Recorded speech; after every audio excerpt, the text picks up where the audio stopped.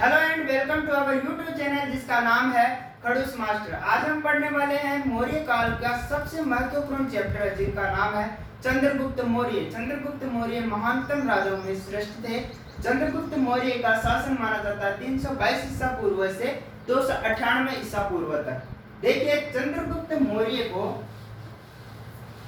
भारत का मुक्तिदाता भी कहते हैं। भारत का मुक्तिदाता भी चंद्रगुप्त मौर्य को कहते हैं। भारत का मुक्तिदाता और भारत का ऐतिहासिक सम्राट,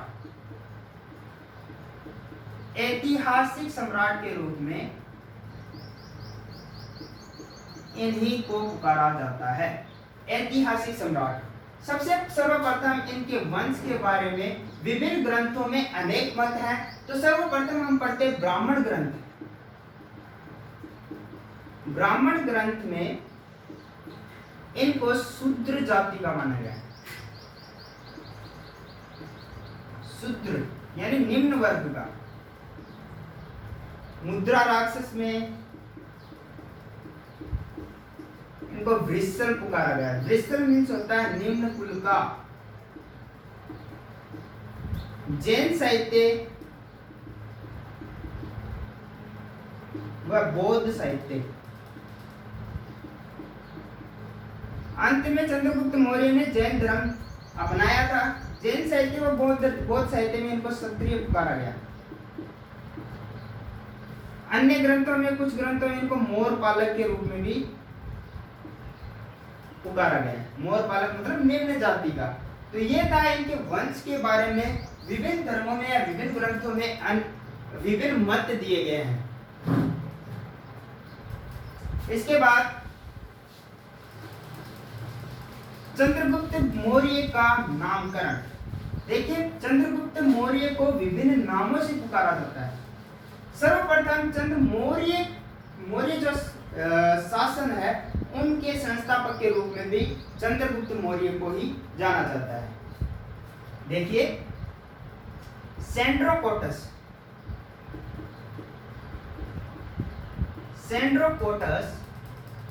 एंड्रोकोटस, ये चंद्रगुप्त मौर्य को बोला गया। विदेशी जो साहित्य है उनमें सेंड्रोकोक्टस भी है। एग्जाम में कंफ्यूज मत होना। कोक्टस अलग है और कोटस अलग है दोस्तों। कोटस अलग है, कोक्टस अलग है। तो देखिए, स्ट्रेबो ने इनको सेंड्रोकोटस नाम से पुकारा। एटियानस ने इनको एंड्रोकोटस नाम से पुकारा। और निरियाकस ने इनको सेंड्रोकोक्टस नाम दिया। इन दोनों में कंफ्यूज नहीं होना है दोस्तों। कोक्टस और कोटस अलग अलग चीज है। इनको नामकरण सेंड्रोकोटस स्ट्रेबो ने दिया, सेंड्रोकोक्टस निरियाकस ने दिया। तो ध्यान में रखेंगे। चंद्रगुप्त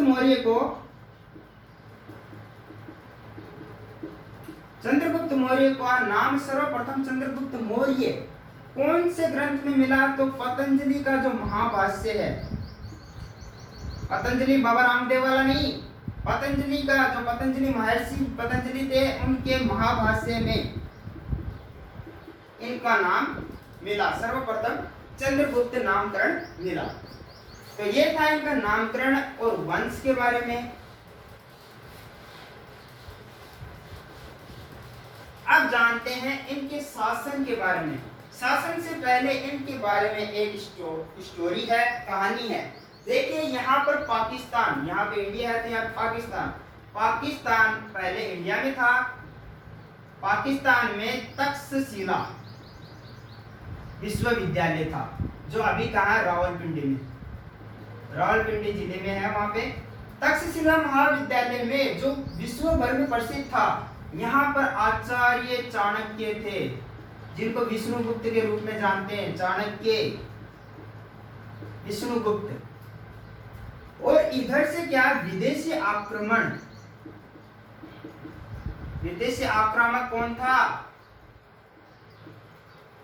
सिकंदर। यह अपने एक मिशन पे था पूरे विश्व को जीतने के। और ये भारत पर आक्रमण आधिपत्य स्थापित करना चाहता था और भारत की तरफ बढ़ रहा था। अब चंद्रगुप्त चाणक्य को इस आक्रमण के बारे में पता चल गया और उस समय सबसे शक्तिशाली राज्य था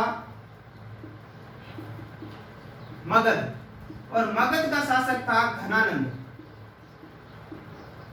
मगध का शासक था घनानंद। घनानंद अति विलासी और कुकर्मी था, वह केवल काम वासना में लिप्त था। ये चाणक्य इनके पास आया और विदेशी आक्रमण की पूर्ण जानकारी प्रदान की, लेकिन घनानंद अत्यंत विलासी होने के कारण चाणक्य को अपमानित करके भरे दरबार से बाहर निकाल दिया या निष्कासित कर दिया। यहाँ पर होती है, यहाँ पे प्रतिज्ञा लेता है कौन? चाणक्य प्रतिज्ञा लेता है नंद वंश के समूल विनाश का। नंद वंश के समूल विनाश का यहाँ पे प्रतिज्ञा लेता है, समूल विनाश प्रतिज्ञा लेता है, और अपने केस जो चोटी होती है उसके अंदर वो गांठ जो होती है वो डाल लेता है। अब देखिए यहां से अपमानित होकर निकलने के बाद विंध्याचल पर्वतों में एक बालक क्रीड़ा कर रहा था। बालक का नाम था चंद्रगुप्त। चंद्रगुप्त जो क्या अपने जो दोस्त हैं, गडरिया जो साथी है, उनके साथ क्रीड़ा कर रहा था, गेम खेल रहा था। कौन सा गेम था? राजकिलम। राजकिलम में चंद्रगुप्त मौर्य बना हुआ था राजा, और अपनी प्रजा, अपने सहसाथियों के साथ प्रजा का रोल, मतलब सहसाथी इनके प्रजा का रोल कर रहे थे और वो उनकी समस्याओं का निपटारा कर रहा था। यहाँ पे चाणक्य में इसमें राजा के पूरे जो चरित्र है, चित्रण है, इसमें देखे और इसको अपने साथ ले जाने का निर्णय किया। अब देखिए इस चंद्रगुप्त मौर्य का जन्म 340 ईसा पूर्व से माना जाता है। 340 ईसा पूर्व में माना जाता है। इनके पिता का नाम था मुर्रा और माता का नाम था नंदा। कहा जाता है कि मुर्रा जो है एक शासक थे और ये जब युद्ध करने गए तो इनका देहांत या इनकी मृत्यु हो चुकी थी। अब नंदा क्या उस समय क्या थी? नंदा अक्षम हो गई इसका पालन पोषण करने में, इसलिए इसने अपने जो रिश्तेदार है उसके यहाँ पे इसको भेज दिया, और वहां से रिश्तेदार जो गडरिया था उसने उसको एक शिकारी को यहाँ भेज दिया। तो यहाँ शिकारी के साथ यहाँ पे शिकार वगैरह सब सीख के यहाँ पे ये एक गेम खेल रहा था दोस्तों के साथ, राजकिलम। और राजकिलम में चाणक्य ने इसमें सारी प्रतिभाएं देखी जो एक राजा में होती है, और उसने उसको 1000 कर्षार्पण, शिकारी को 1000 कर्षार्पण, वहां की मुद्रा थी उस समय की, 1000 कर्षार्पण देकर चंद्रगुप्त मौर्य को खरीद लिया और इसको ले गया अपने साथ। कहां पे? तक्षशिला। तक्षशिला में उसने उसको युद्ध कला, राजनीति और सब कुछ सिखाया गया। राजा के जितने भी कार्य होते हैं उनको कुशल तरीके से इसने अपना सब कुछ उसको सिखाया। चाणक्य को नीति शास्त्र, भारत का जो नीति शास्त्र है उनका जनक भी माना जाता है। नीति शास्त्र कौन सा है इनका? चाणक्य का अर्थशास्त्र, और नीति शास्त्र के रूप में भी जाना जाता है। चलिए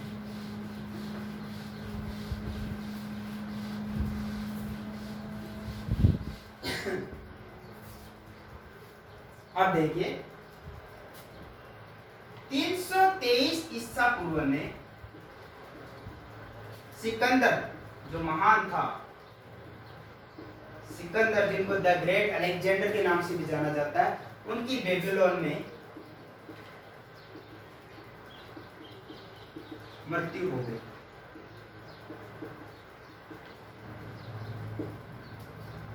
इनका सपना अधूरा रह गया पूरे विश्व पे विजय प्राप्त करने का, जबकि इनका जो उत्तराधिकारी था यानी पौत्र सेल्यूकस, सेल्यूकस धीरे धीरे भारत की तरफ बढ़ रहा था। विदेशी आक्रमण का खतरा आगे से आगे मंडरा रहा था।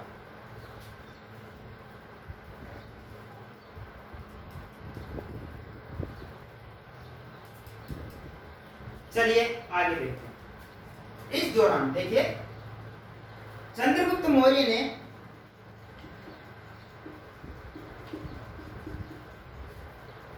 चाणक्य से शिक्षा प्राप्त करके सर्वप्रथम पंजाब व सिंध पर आधिपत्य किया। सिंध पे 323 ईसा पूर्व में पंजाब व सिंध पर आधिपत्य किया। सर्वप्रथम आक्रमण इसने किस पे किया? पंजाब व सिंध पर अधिकार किया। फिर इसने डायरेक्ट किस पर आक्रमण किया? मगध पर। और मगध पर डायरेक्ट आक्रमण करने से ये क्या हो गया? पराजित हो गया और भागकर किसी घर में शरण ली। और यहाँ पर जब ये शरण लेता है तो एक स्टोरी पढ़ी जाती है। कौन सी है मैं बताता हूँ। देखो वो स्टोरी का वर्णन कहाँ मिलता है? उस स्टोरी का वर्णन मिलता है हमें एक तो महाबोधि वंश,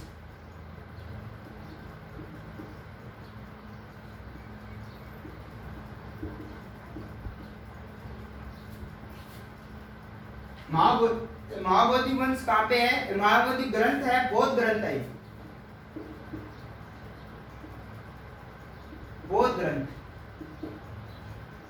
बौद्ध ग्रंथ में और जैन ग्रंथ है। जैन ग्रंथ कौन सा है? परिशिष्ट वर्मन।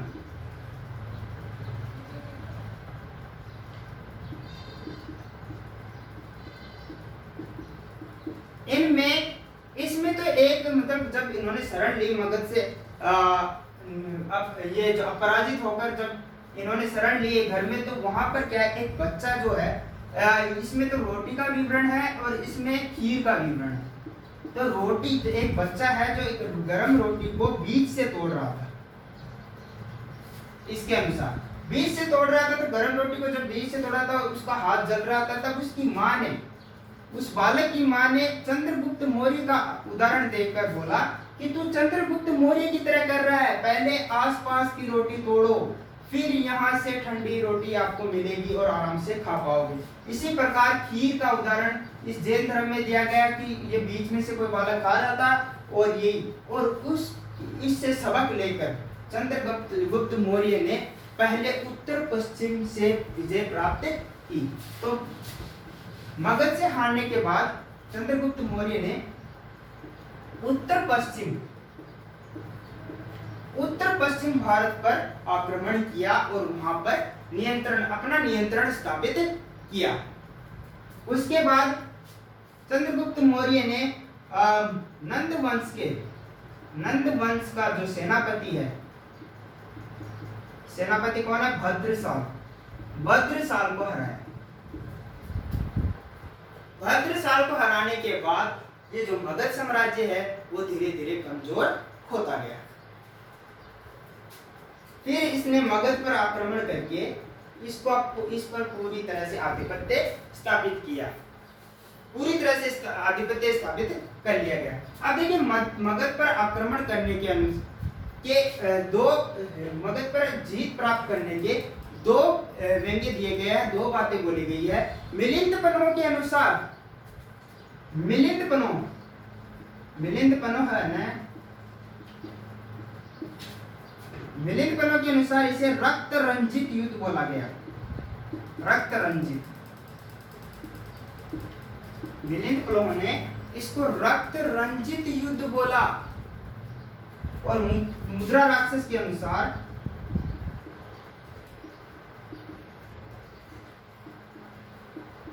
मगध पर आक्रमण रक्तविहीन क्रांति के रूप में जाने जाते हैं। और 322 ईसा पूर्व में चंद्रगुप्त मौर्य ने मगध को विजित कर लिया। अब देखिए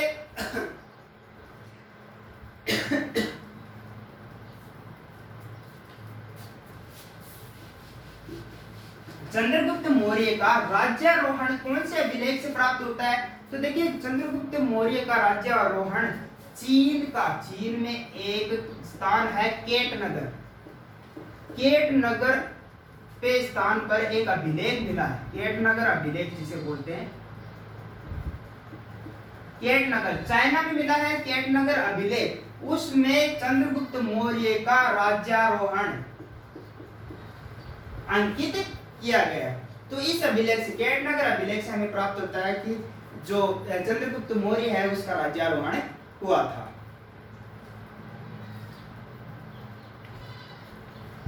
देखिए, उसके बाद चंद्रगुप्त मौर्य ने विदेशी आक्रमण से भी भारत को बचाया था। अब देखिए, सिकंदर का पुत्र था एंटिओकस। एंटिओकस का पुत्र था कौन? सेल्यूकस। सेल्यूकस और चंद्रगुप्त के मध्य,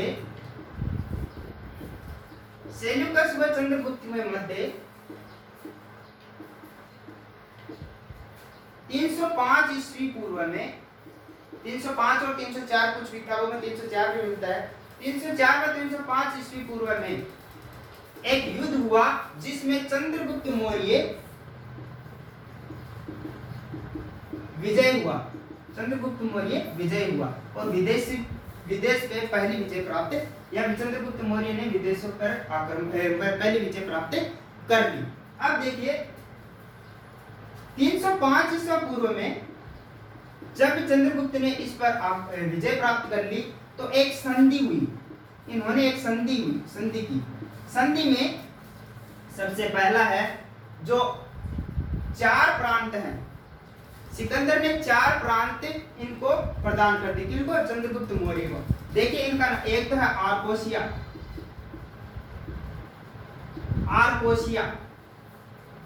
आर्कोसिया है आपके हेरात में, ईरान में। फिर है प्रोकनिसाई,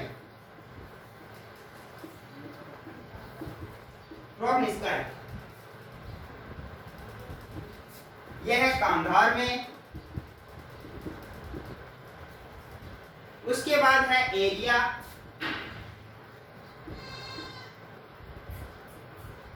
मकरान तट पे। एरिया मकरान तट पे है। और उसके बाद में जेड्रोसिया, काबुल में। ये 4 प्रांत संधि के तहत, ये चारों प्रांत सेल्यूकस ने चंद्रगुप्त मौर्य को सौंप दी। मतलब उनपे अब चंद्रगुप्त मौर्य का आधिपत्य स्थापित हो गया। तो संधि का दूसरा, ये तो पहला था कि चारों प्रांत किसको दे देंगे? चंद्रगुप्त मौर्य को दे देंगे। तो दूसरी संधि की दूसरी बात क्या है?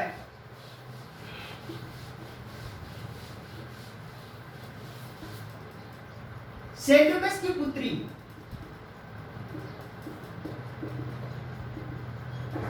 हेलेना का विवाह, हेलेना का विवाह हुआ था किसके साथ? चंद्रगुप्त के साथ। अब देखिए, चंद्रगुप्त मौर्य, जो मौर्य साम्राज्य की खासियत ये है कि ये लोग क्या करते थे कि युद्ध के बाद अपने राज्य को शक्तिशाली बनाने के लिए वैवाहिक संबंध स्थापित करते थे। तो जो सेल्यूकस की पुत्री थी हेलेना का विवाह किसके साथ किया गया? चंद्रगुप्त मौर्य के साथ किया गया। चंद्रगुप्त मौर्य के साथ किया। वैवाहिक संबंध स्थापित करने से क्या है, ये जो सेल्यूकस है इसकी तरफ से युद्ध होने का खतरा बिल्कुल भी नहीं रहा। और ये जो शादी थी हेलेना और चंद्रगुप्त की, फर्स्ट इंटरनेशनल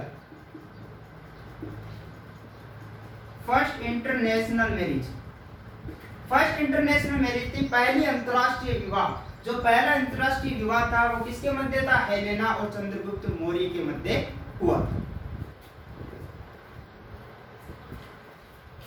संधि की तीसरी बात यह है कि सेल्यूकस का एक आदमी, एक राजदूत कहां पे आएगा? जिसका नाम था मेगस्थनीज, जिसने इंडिका नामक पुस्तक लिखी थी। वो राजदूत कहां पे आएगा? चंद्रगुप्त मौर्य के शासक में आएगा। तो ये संधि की तीसरी बात थी। और फोर्थ और लास्ट ये था कि चंद्रगुप्त मौर्य ने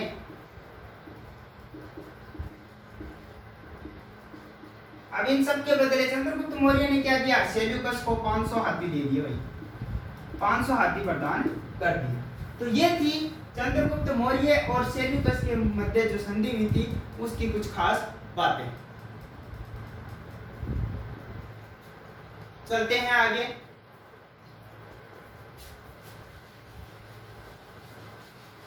आई होप सबको समझ में आ रहा होगा।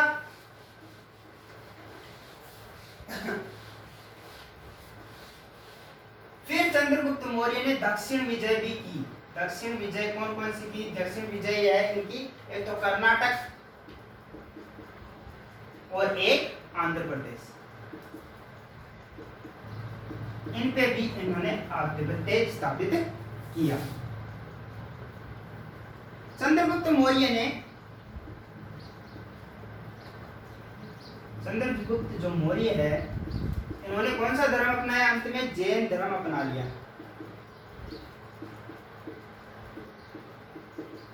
जैन धर्म अपना लिया और यहाँ पे प्रथम जैन संगति भी हुई। जैसे बौद्ध संगति है ना 3, वैसे ही एक प्रथम जैन संगति भी इसी चंद्रगुप्त मौर्य के दौरान हुई थी। जैन ग्रंथ, जैन जो ग्रंथ है राजावली, इसकी कथा के अनुसार, एक कथा है इसमें, इस कथा के अनुसार किसी ने एक पूर्व जो पहले भविष्यवाणी करते थे, भविष्यवाणी की थी कि राज्य में बहुत बड़ा अकाल पड़ेगा और अकाल के लिए क्या करना पड़ेगा? राजा को संथारा करना पड़ेगा। संथारा क्या होता है? संथारा या संलेखना,